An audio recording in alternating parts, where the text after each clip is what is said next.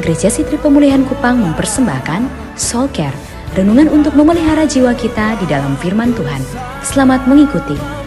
Komitmen yang pertama, dia tidak akan meninggalkan ibadah. Komitmen yang kedua, dia akan selalu refleksi dan ingat Tuhan. Komitmen yang ketiga ini sangat penting. Ayat yang ke-9, jiwaku melekat kepadamu, tangan kananmu menopang aku. Kenapa yang ketiga ini penting? Sebab seseorang bisa ingat Tuhan, seseorang bisa ngomong tentang Tuhan, seseorang bisa sadar bahwa pencapaian di hidupnya datang dari Tuhan, tapi belum tentu orang itu melekat dengan Tuhan. Seseorang bisa saja mengaku bahwa apa yang dia dapat dari Tuhan. Seseorang bisa saja bersaksi bahwa apa yang dia terima datang dari Tuhan. Dia bisa merenungkan bahwa benar Tuhan mengangkat dia seperti Tuhan angkat Daud dari seorang gembala jadi seorang pemimpin pasukan yang luar biasa terkenal. Ada banyak orang refleksi. Ada banyak orang ingat.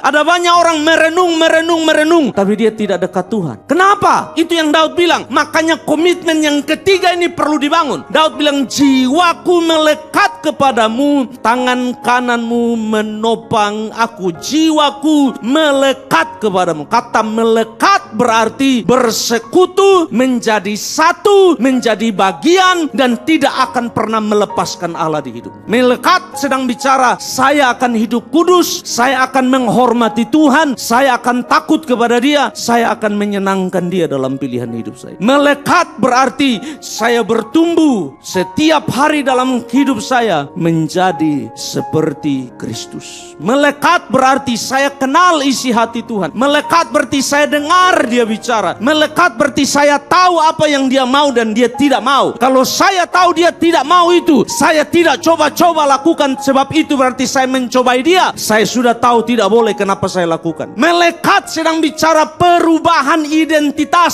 Saudara dibangun, berakar, tertanam di dalam Kristus. Dan nanti Alkitab bilang, bukan aku lagi yang hidup, kata Paulus, tetapi Kristus yang hidup di dalam aku.